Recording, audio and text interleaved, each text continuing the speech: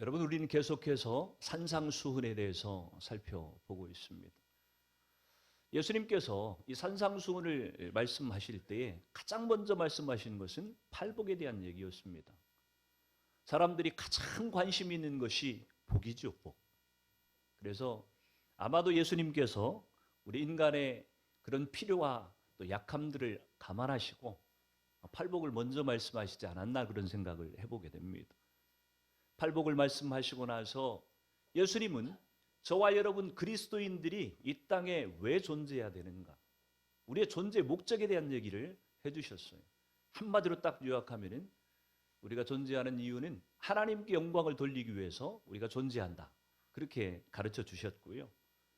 이어서 계속해서 말씀하시는 것이 어떤 거냐면은 우리의 실제의 삶 가운데서 가장 중요한 것들, 간과할 수 없는 것들, 그냥 지나치고 넘어갈 수 없는 실제적인 우리 삶에 연관된 주제들을 하나씩 하나씩 예수님이 가르침을 주고 계십니다.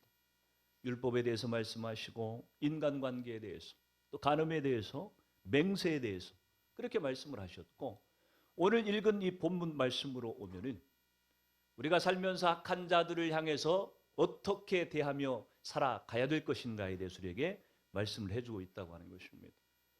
여러분, 우리가 살면서 우리가 사는 세상은요, 우리가 기대하는 것은 좀 좋은 사람들과 좋은 관계만 맺으면서 살았으면 좋겠다, 이렇게 우리는 기대할지 모르겠지만, 그러나 우리가 살면서 겪는 우리의 삶의 모습은요, 그렇게 좋은 분들과의 관계만 있지 않습니다. 원치도 않고 기대하지도 않고 생각지도 않았던 그런 악한 사람들과의 만남이 우리의 삶의 구석구석에 사실 숨어 있어요. 회사에서도 그렇고 어떤 경우에는 가정에서도 그럴 수도 있고요. 우리가 전혀 기대하지 않았던 그런 일들이, 악한 사람들과의 관계들이 우리의 삶에 찾아온다고 하는 것입니다. 그런데 예수님은 그런 악한 사람들과의 관계를 어떻게 정리하고 가야 될 것인가를 우리에게 가르쳐주고 계세요. 오늘 본문 38절에 보면은 그렇게 기록을 하죠. 또 눈은 눈으로 이는 이로 갚으라 하였다는 것을 너희가 들었으나. 구약을 예수님께서도 먼저 언급을 하십니다.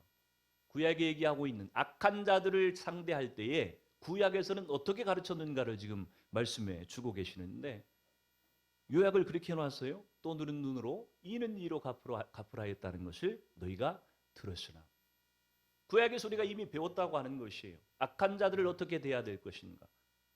그래서 가장 많이 우리가 사용하는 것이 구약에 등장하는 이 동해복수법이라고 하는, 그러니까 나한테 해를 끼친 대로 나도 갚아주라고 하는 동해복수법이라고 하는 이 구약의 율법을 예수님 먼저 언급을 하십니다. 누군가 나에게 해를 끼치면, 누군가 내 눈을 하나 뺐으면 나도 상대방의 눈을 하나 빼주고, 내 이빨을 누가 하나 부러뜨렸으면 상대방의 이빨을 하나를 부러뜨리라고 하는 것입니다. 똑같이 되갚아주라고 하는 것이에요. 이런 말씀을 보면서 우리는 하나님을 모르는 사람들이 구약의 이 성경에 대해서, 하나님에 대해서 오해하기 쉽다고 하는 것을 금방 발견하게 됩니다. 왜냐하면 하나님은 너무 잔인한 하나님 아닌가, 어떻게 내가 당한 대로 갚아주며 살라고 가르치는가. 그래서 하나님을 잔인한 하나님이라고 비판하기가 쉽습니다. 예수를 모르는 사람들만 그런 게 아니고 예수를 믿는 저와 여러분들조차도 사실 구약에 등장하는 이 다양한 형태의 하나님의 속성 가운데 하나님이 공의를 행하시고 원수를 갚으시고 이런 모습들을 볼 때 우리는 때때로 오해하기가 쉬워요. 하나님은 진짜 잔인한 하나님이신가? 하나님은 무력을 정당화하고 그런 것들을 즐겨 사용하시는 하나님의 혹 아닌가? 이런 생각을 해보게 되는 것입니다. 근데 그럴 리가 없잖아요. 우리가 아는 대로는, 우리가 알고 있는 하나님의 속성, 그분의 성품은 절대로 그런 분이 아니라고 하는 것을 잘 압니다. 구약의 하나님은 잔인한 하나님이셔서 우리가 당한 대로 되갚아주며 살아라, 이렇게 우리에게 결코 가르치지 않는다고 하는 것입니다. 분명히 하나님은 사랑에 풍성한 분이시고 자비와 긍휼이 한이 없는 분이세요. 바다보다도 더 깊은 사랑을 갖고 계신 분이 하나님이시라고 하는 거예요. 그런데 그런 하나님께서 왜 이 동해복수법이라고 하는 율법, 눈은 눈으로 이는 이로 갚으라고 하는 이 율법을 왜 우리 가운데 주셨을까? 하나님이 우리가 이해가 안 가는 이런 말씀을 주셨을 때는요, 뭔가 이유가 있는 거예요.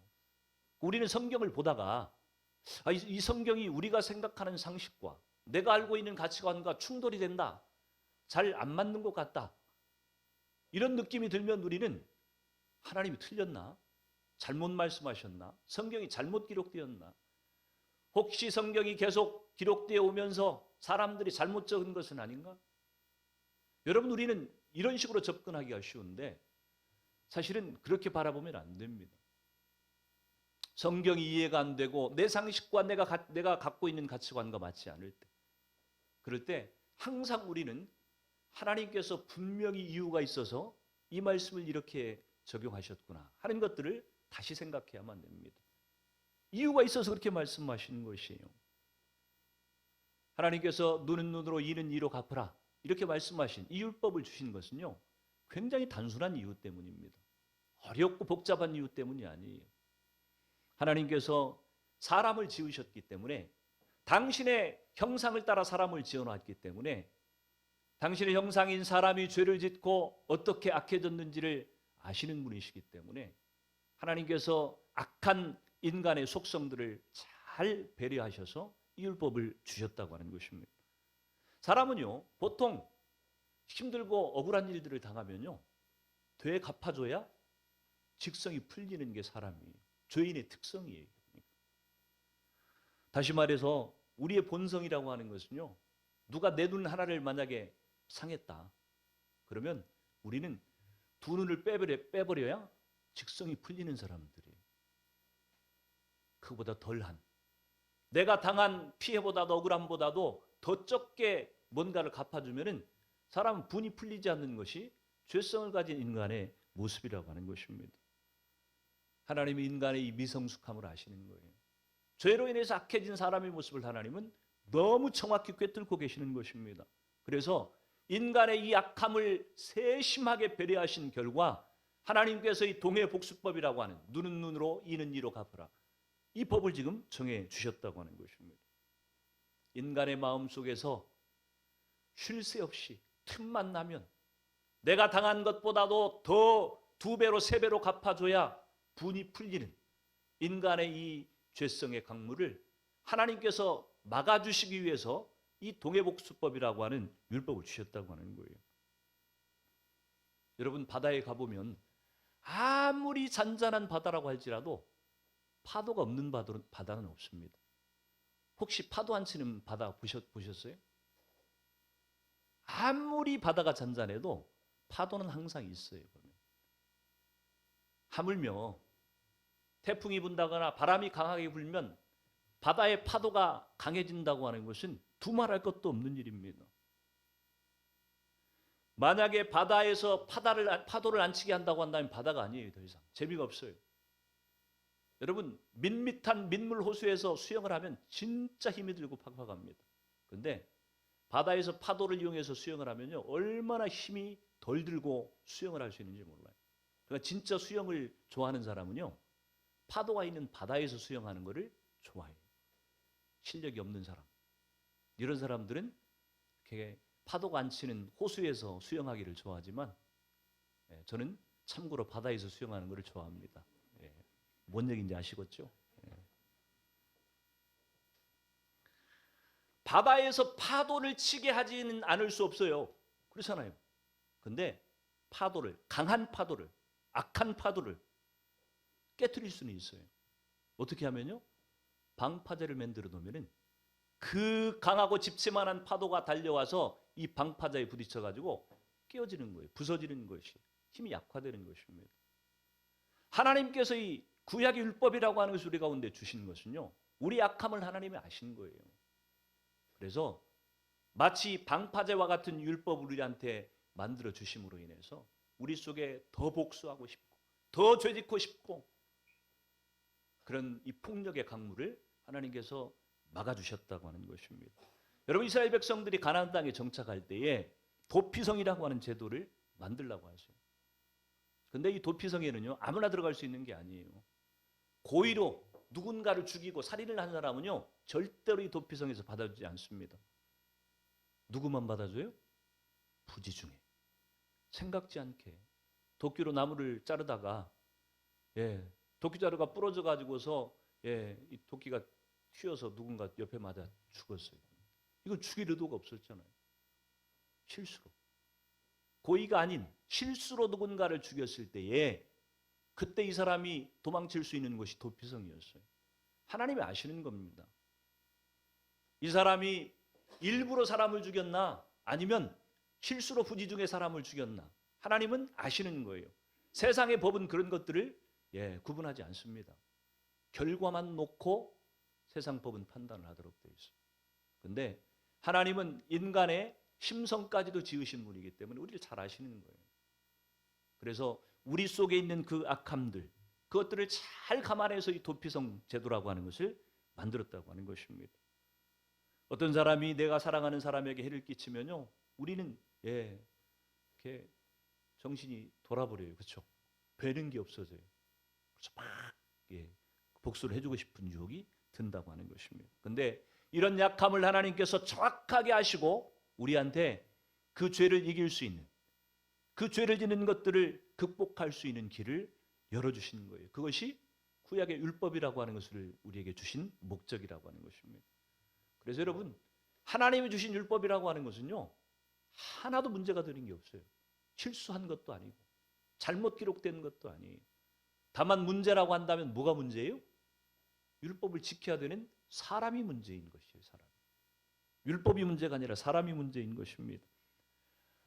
악을 덜 행하도록 하나님께서 구약의 율법이라고 하는 것을 우리한테 주셨더니 죄성을 가진 악한 사람들이 이 율법을 악용하는 것입니다. 어떻게 악용을 해요? 봐라. 하나님이 이는 이로 눈은 눈으로 갚으라고 하지 않았냐. 그래서 내 눈을 하나 상하게 했으니까 나도 하나 빼는 것이 하나님이 말씀하신 것이다. 이렇게 사람들이 자기의 잘못된 행동들, 자기가 죄를 짓고 싶은 그런 유혹들을 자꾸 합리화하고 정당화하는 그런 죄를 사람들이 지켜야 된다고 하는 것입니다. 그런 우리들에게 예수님께서 오늘 뭐라고 말씀을 하셨는지 한번 보십시오. 39절에서 42절을 다시 한번 읽어보도록 합니다. 시작. 나는 너희에게 이르노니 악한 자를 대적하지 말라. 누구든지 내 오른편 뺨을 치거든 왼편도 돌려대며 또 너를 고발하여 속옷을 가지고자 하는 자에게 겉옷까지도 가지게 하며 또 누구든지 너로 억지로 오리를 가게 하거든 그 사람과 심리를 동행하고 내게 구하는 자에게 주며 내게 꾸고자 하는 자에게 거절하지 말라. 아멘. 여러분, 산상수훈이 마태복음 5장, 6장, 7장 세 장에 걸쳐 기록이 되어 있는데 다른 것들도 물론 우리가 삶에서 적용해서 살아가기가 쉽지 않은 것이 사실이지만 아마 이 산상수훈 전체 내용 가운데서 적용하기가 가장 어려운 말씀이 있다고 한다면 오늘 지금 읽은 이 본문이 아닌가 싶어요. 뭐라고 말씀하세요? 누가 네 오른편 뺨을 치거든 왼편도 돌려대라. 누가 네 속옷을 가지고자 하거든 겉옷까지도 내어줘라. 누가 억지로 너를 오리를 가자고 하거든 심리를 동행해줘라.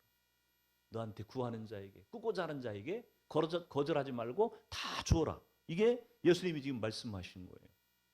악한 자들을 향해서 지금 이렇게 하라고 하는 것입니다. 첫 번째는 지금 뭐예요?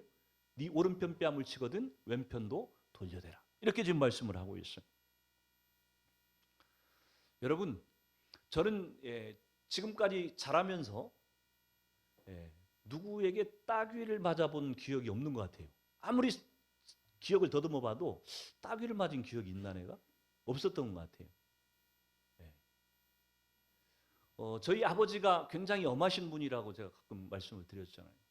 저희 아버지가 회초리를 종종 들었어요. 뭐 어쩌면 손주 같은 아들이었었기 때문에 8남매 막내 아들이니까 얼마나 귀여웠겠습니까? 그런데도 참다 정말을 안 들으면은 아버지가 회초리를 이렇게 드셨어요. 몇 번 기억이 있습니다. 맞은 기억이. 근데 저희 아버지는 무섭게 때리셨다 그랬어요.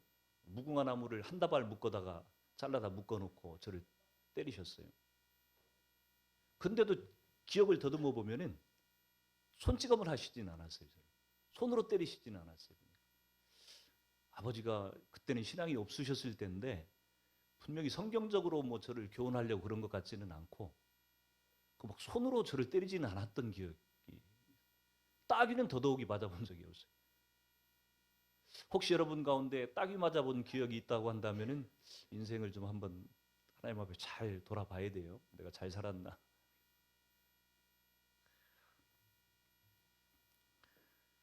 따귀 맞는 느낌이 어떤 것일지 모르겠지만 오늘 예수님께서 지금 그렇게 얘기해요. 누가 너에게 네 오른편 뺨을 치거든 왼편도 돌려대라.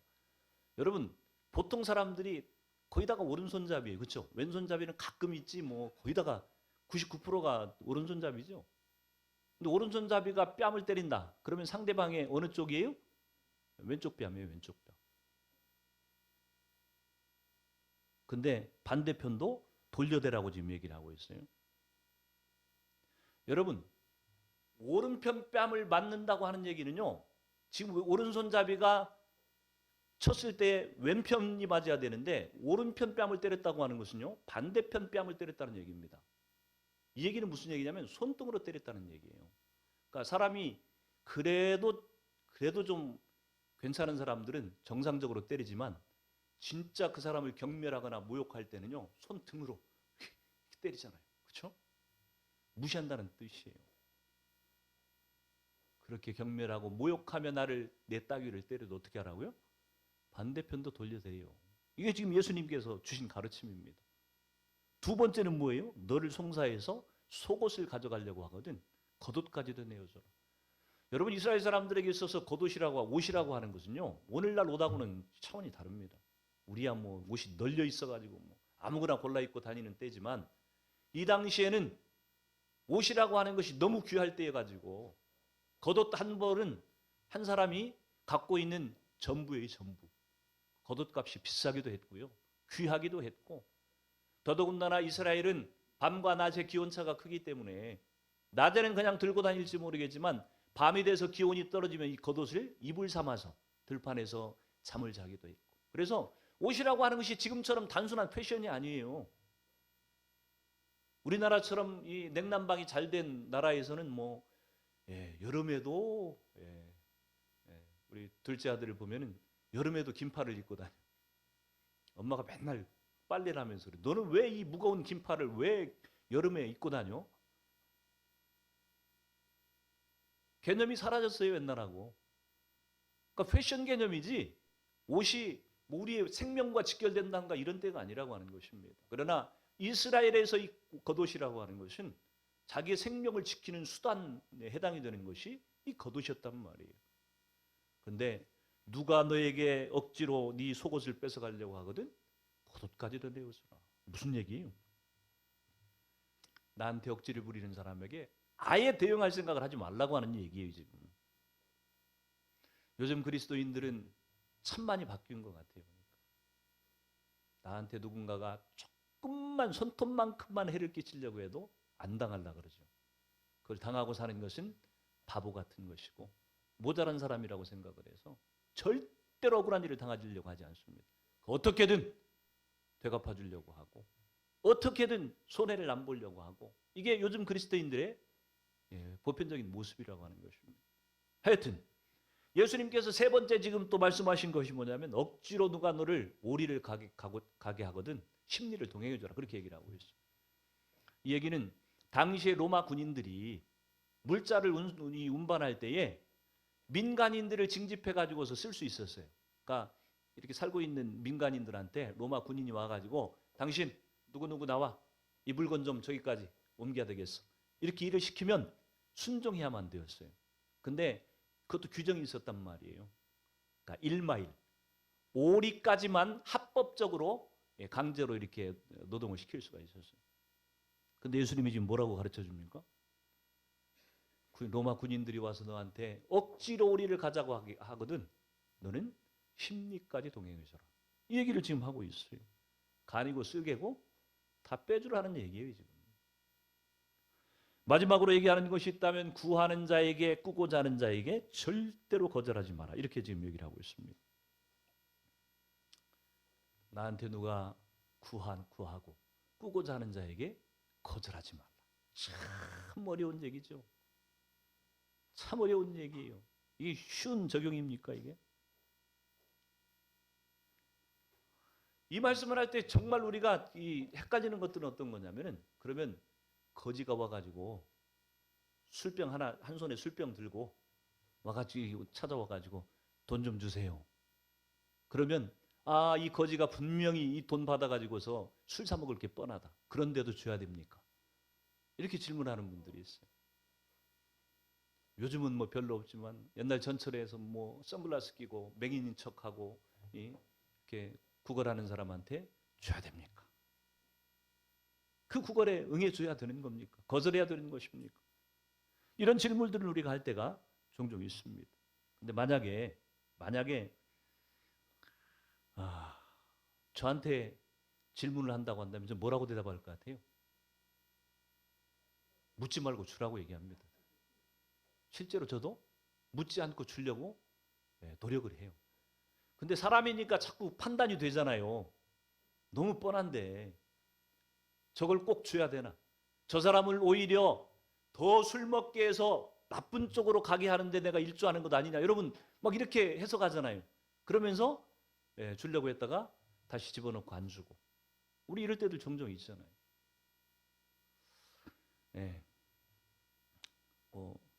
여러분도 잘 아는 전에 어떤 교회에 권사님의 아들이 있었죠.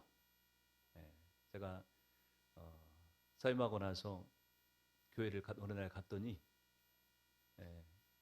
이 형제가 교회에 있어요. 교회 로비에 있어.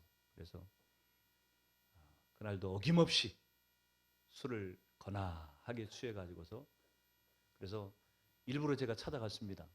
오래간만에 봤길래. 그 수용시설에 가 있다가 퇴소해가지고 나온 거예요. 근데 또 그렇게 방황을 하고 있어요. 보니까. 그랬더니 저를 보자마자 정말 반가워하면서 목사님 저 밥을 못 먹었어요. 밥값 좀 주세요. 그러는 거예요. 근데 제가 그 형제 때문에 감동을 했었거든요. 사실은.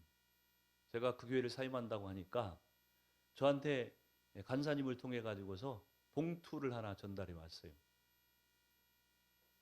그게 10만 원을 넣어가지고 목사님 사임한다 그래서 저한테 헌금한다고 보내온 거예요.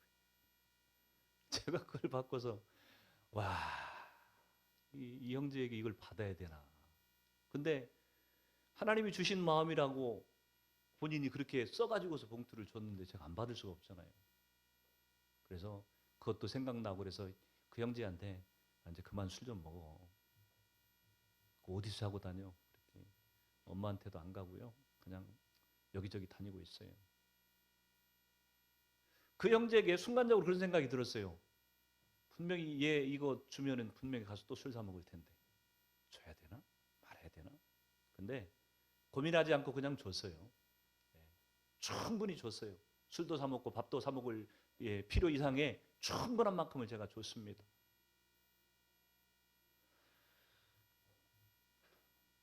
그 사람이 술을 사 먹을지 밥을 사 먹을지 우리가 어떻게 알고 또 그 사람이 진짜 맹인인지 가짜 맹인인지 선글라스를 벗기고 시력 검사를 해볼 수도 없는 것이고 만약에 우리가 그렇게 하려고 하면 뭐가 문제가 돼요? 우리 속에 불쌍한 사람을 돕고자 하는 우리의 이 긍휼의 마음이 강팍해져 버리게 되어 있어요. 도울 마음이 사라지게 되어 있다고 하는 것입니다. 여러분 불쌍한 사람을 도와준다고 하는 것은요. 사람에게 하는 것 같지만 사실은 사람에게 하는 것 이전에 누구에게 드리는 거예요? 하나님께 드리는 것이에요. 여러분이 잠언 19장 17절 말씀을 한번 보시겠어요? 잠언 19장 17절 같이 한번 읽어봅니다. 시작. 가난한 자를 불쌍히 여기는 것은 여호와께 구워 드리는 것이니 그의 선행을 그에게 갚아 주시리라. 아멘. 가난한 자를 불쌍히 여기는 것은 누구한테 돈을 구워주는 거하고 똑같다고요? 하나님께 돈을 구워주는 거하고 똑같대요. 하나님이 갚아주신대요. 그러니까 내 속에 하나님께서 누군가를 불쌍히 여기고 도와주고자 하는 그런 마음을 부어주셨는데 그 마음에 순종해서 내가 선행을 베풀면요, 그것을 하나님께서 당신이 빚진 것으로 생각하고 그걸 우리에게 갚아주시겠다고 얘기를 하는 거예요. 다시 말해서 가난하고 불쌍하고 힘든 사람들을 돕는 것은 사람과의 관계 이전에 나와 하나님과의 문제라고 지금 얘기를 하고 있는 거예요. 여러분, 가난하고 불쌍한 사람들만 상대로 지금 얘기를 하고 있는 게 아니에요. 모든 사람들을 향한 우리의 관계가 다 하나님과 무관하지 않다고 하는 것을 우리는 기억해야만 됩니다. 그래서 하나님의 마음으로 우리가 뭔가를 도왔다고 한다면 그것은 사람이 받고 안 받고 그가 어디에 쓰고 안 쓰고 아무 상관없이 하나님께 이미 드려진 것이고 하나님이 받으신 것이란 말이에요. 여러분, 그 마음을 갖고 있어야만 우리 속에 선행을 베푸는 우리의 마음이 흐려지지 않고 빗나가지 않는다고 하는 것이에요. 아무튼 예수님이 지금 네 가지 경우를 말씀하셨어요. 이 말씀을 하신 의도가 뭐였을까? 예수님이 왜 이런 말씀을 하고 계실까? 예수님이 이 말씀을 하신 의도는 분명해 보입니다. 그리스도인들이 세상을 대해서 어떻게 살아야 될 것인가? 다시 말해서 세상 사람들과는 다른 원리를 따라서, 다른 통치 원리를 따라서 그리스도인들이 살아가야 된다고 하는 것을 우리에게 가르쳐주고 있는 거예요. 여러분, 예수 믿는 사람들은요, 세상 가운데 살지만 세상 법, 세상 통치를 따라 사는 사람들이 아닙니다. 하나님의 나라와 그의 질서와 그의 통치 원리를 따라 살아가는 것이 그리스도인들이고 예수 믿는 사람들이라고 하는 거예요. 그 통치 원리를 지금 예수님이 뭐라고 말씀하시는 거예요? 다 내어주라. 싸우지 마라. 차라리 손해를 봐라. 이렇게 예수님께서 지금 가르치고 있는 거예요. 어린아이들을 키우는 엄마들이 제일 속상할 때가 언제예요? 내 아이가 밖에 나가서 누구에게 얻어 터지고 올 때. 그렇죠? 꼬집혀가지고 긁혔다든지 뭐 하여튼 그렇게 얻어 맞고 왔을 때 제일 속이 상하죠. 그러니까 보통 엄마들은 어떻게 가르쳐요? 야, 이 등신아, 네가 손이 없냐? 발이 없냐? 너를 누가 때리면 너도 한 대 쳐주고 그렇게 살아야지. 너 앞으로 세상 어떻게 살아가려고 그렇게 맨날 맞고만 다녀. 여러분, 이렇게 우리가 무의식적인 가르치기 쉽다니까요. 예수 안 믿는 사람이야 뭐 그렇게 가르칠 수 있겠다 싶은데, 문제는 예수 믿는 우리들조차도 자칫 잘못하면 그렇게 아이들을 무의식 중에 가르치기가 쉽다고 하는 것입니다. 맞습니까? 맞는 가르침일까요? 예수님의 가르침하고는 지금 안 맞아요. 지금 제가 살면서 관찰을 해보니까요, 남을 때리고 자란 아이는요 대부분 별로 그렇게 훌륭하게 되지 못합니다. 오히려 맞고 자란 아이들은 훌륭한 사람들이 종종 되어도 남을 때리고 다니는 그런 아이들은 그렇게 잘 되지 못할 경우들이 많다고 하는 것이. 다시 말해서 예수님의 말씀, 가르침이 크게 틀리지 않다고 하는 것을 우리 삶에서도 볼 수 있다고 하는 것입니다. 그런데 문제가 뭐예요? 아무 생각 없이 얻어 터지고 맞고 살면요, 피해의식에 사로잡히게 되어 있고 마음에 상처가 생기게 되어 있다고 하는 것이, 그게 문제예요. 때리고 자라는 아이보다 맞고 자라는 아이가 훨씬 더 차라리 나은데, 문제는 맞고 자라다 보면은 피해의식에 사로잡히고 또 상처를 입게 되어 있다고 하는 것입니다. 우리 자녀들이 만약에 이유도 모르고 그렇게 맨날 당하고 그렇게 살면 자녀들이 행복하겠어요? 그 자녀들을 보면서 부모는 행복하겠어요? 그럴 수가 없죠. 그래서 예수님께서 우리에게 지금 가르쳐 주고 있는 것인데, 우리가 그렇게 때때로 맞고 때때로 당하고 그렇게 살아야 될 분명한 이유가 무엇인지, 그렇게 살 때 우리에게 하나님이 주시는 축복이 무엇인지를 우리가 분명하게 깨달을 때에 그렇게 소원해보면서 살 수 있는 용기가 생겨나게 되는 거예요. 오늘 베드로전서 2장 18절에서 21절을 같이 한번 읽어봅니다. 시작. 사환들아, 범사에 두려워함으로 주인들에게 순종하되 선하고 관용하는 자들에게만 아니라 또한 까다로운 자들에게도 그리하라. 부당하게 고난을 받아도 하나님을 생각하고 슬픔을 참으면 이는 아름다우나 죄가 있어서 매를 맞고 참으면 무슨 칭찬이 있으리요. 그러나 선을 행함으로 고난을 받고 참으면 이는 하나님 앞에 아름다우니라. 이를 위하여 너희가 부르짐을 받았으니 그리스도도 너희를 위하여 고난을 받으사 너희에게 본을 끼쳐 그 자취를 따라오게 하려 하셨느니라. 아멘. 여러분, 우리가 이렇게 손해를 보고 희생을 당하고 때때로 오히려 때리는 것보다는 맞으면서 살 수도 있다고 하는 이 삶을 선택할 수 있는 그런 이유가 지금 뭐예요? 예수님이 저와 여러분을 그런 삶으로 부르셨기 때문에 지금 그런 거예요. 예수님이 그런 삶으로 저와 여러분을 부르셨다니까요. 그리고 예수님이 우리가 혹시 그런 삶을 순종하기 어려울까 봐서 예수님께서 친히 본이 되어 주신 거예요. 본이 되어서 우리에게 보여주셨다고 하는 것입니다. 그러면서 부당하게 고난을 받아도, 애매히 고난을 받아도 예수님의 말씀을 생각하고 참으면 그것이 복이 되고 하나님께서 그런 너를 칭찬하실 것이라고 지금 말씀하고 있는 거예요. 여러분, 예수님의 칭찬을 받는 것보다 더 영광스러운 것이 어디에 있겠습니까? 오늘 예수님은 분명하게 우리에게 가르쳐요. 네 오른편 뺨을 치거든 왼편도 돌려대라. 속옷을 가지고 자는 자에게 겉옷도 내어주라. 오리를 가고자 하는 자에게 심리를 동행해 주라. 꾸고자 하고 구하는 자에게 거절하지 말라. 여러분, 이 말을 한마디로 딱 요약하면 무슨 얘기냐면 예수 믿지 않은 세상 사람들과 다른 사람들과 갈등하고 싸우지 말고 살라고 하는 거예요. 쉽게 설명을 하면 싸우지 말고 살라고 하는 거예요. 여러분, 혹시 예수 믿으면서 자꾸 투사처럼 변해가지 않는지 우리를 좀 돌아볼 일이에요. 자꾸 투사하니까 거창한 말처럼 보이지만 혹시 내가 싸움닭처럼 변해가고 있지 않는지 나를 참 점검해 볼 필요가 있어요. 오늘 아침에 살고 있는 빌라에 이제 7시 한 30분쯤 이렇게 엘리베이터를 타고 내려오는데 엘리베이터 안에 어떤 여성분이 한 분 타고 계세요. 나이 한 60 넘으신 것 같은. 그래서 인사를 했어요. 안녕하세요. 5층에 사세요? 그랬더니 네, 저는 5층에 삽니다. 저는 2층에 삽니다. 204호입니다. 그랬더니 목사님이세요? 그러는 거예요. 아니, 저를 어떻게 아세요? 제가 목사인 줄 어떻게 아시죠? 저 분양 사무실에 갔더니 204호에 목사님이 사신다고 그렇게 얘기를 했다는 거예요. 그러면서 저는 시은교회 다녀요. 그렇게 말씀을 하세요. 시은교회요? 담임 목사님 최칠정 목사님이신데 어떻게 잘 아세요? 저도 합신교 다니거든요. 어디에 교회가 있으세요?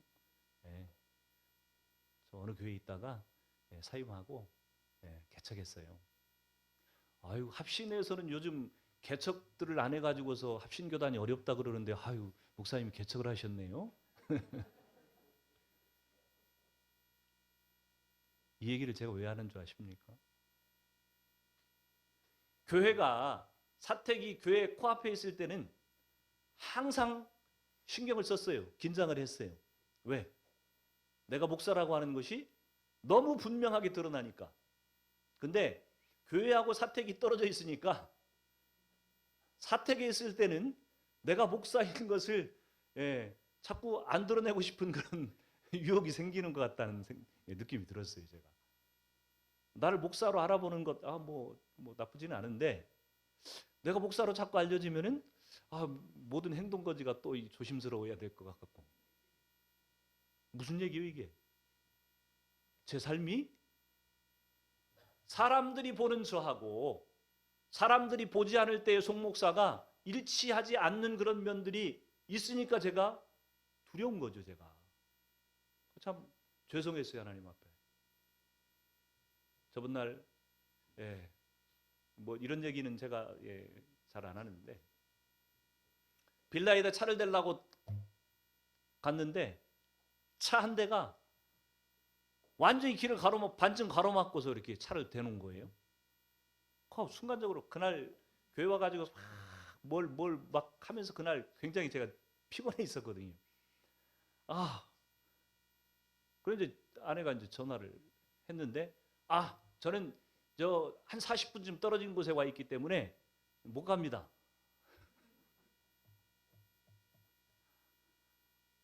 순간적으로 열이 팍 오르는 거예요. 이 사람이 지금 제정신이야 지금? 길을 이렇게 차를 뒤에가 여유가 많아요. 그 뒤에까지 대놓았으면 아무 문제가 안 되는데 어중간하게 중간에다 딱 가로막 차가 들어가지도 나가지도 못하게 딱 만들어놓은 거 입구를. 전화를 바꾸라고 열이 받아가지고 전화를 바꾸라고. 아니 이게 뭐 하시는 겁니까? 그 길은 우리 집 땅이기 때문에 내가 그렇게 해놨습니다. 뭐 이러는 거예요. 길이 자기 거라는 거예요. 더 화가 나잖아요. 어떻게 길이 자기 거예요? 길은 국가 거지, 공용이지. 근데 그렇게 언성을 높이다가 문득 든 생각이 뭐였냐면, 이 모습을 만약에 오늘 아침에 만났던 그 권사님이 만약에 봤으면 뭐라 그러실까? 창피해가지고 쥐구멍이라도 있으면 들어가고 싶은 생각이 드는 거예요. 참 이 목사로 산다고 하는 것이 참 복이기도 하지만 참 힘들기도 하다 하는 그런 생각을 했어요. 여러분, 오늘 설교 제목이 뭐예요? 사단을 이기는 최고의 무기라고 하는 것이 오늘 지금 설교의 제목입니다. 여러분, 사단을 이길 수 있는 최고의 무기가 뭘까요? 다른 게 아니에요. 말씀대로 사는 거예요. 말씀대로. 우리는 생각하기에 그리스도인들이 신비한 은사를 못 받아가지고 그래서 그리스도인의 삶에 능력이 없다고 생각하는데 아니라니까요. 그리스도인들의 삶에 능력이 없는 것의 가장 근본적인 이유는요, 말씀대로 살지 않기 때문에 그래요. 목사가 능력이 없는 것은 하나님이 특별한 은사를 부어주지 않아서가 아니고 말씀대로 순종하지 못하기 때문에 목사의 삶에도 능력이 없는 것이에요. 참 두렵다는 생각이 들었어요. 하나님,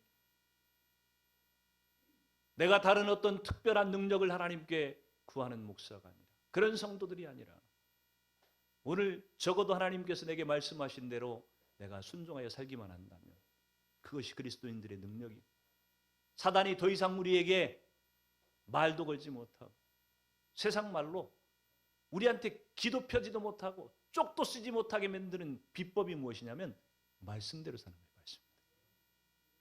사단을 이기는 강력한 최고의 무기는 말씀대로 순종해 사는 것입니다. 새로운 한 주 여러분이 사시면서 물론 힘들 거예요.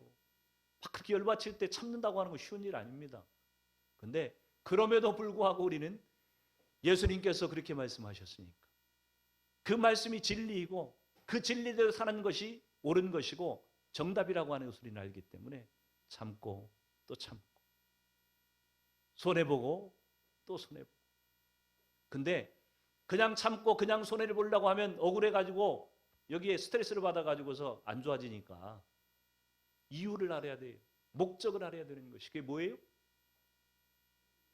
예수님 때문에 참고 하나님의 영광 때문에 참고 손해보고 그래야만 우리가 버틸 수 있는 힘이 생겨나는 것이. 한 주 동안 여러분이 사시면서 어떤 일을 당하시더라도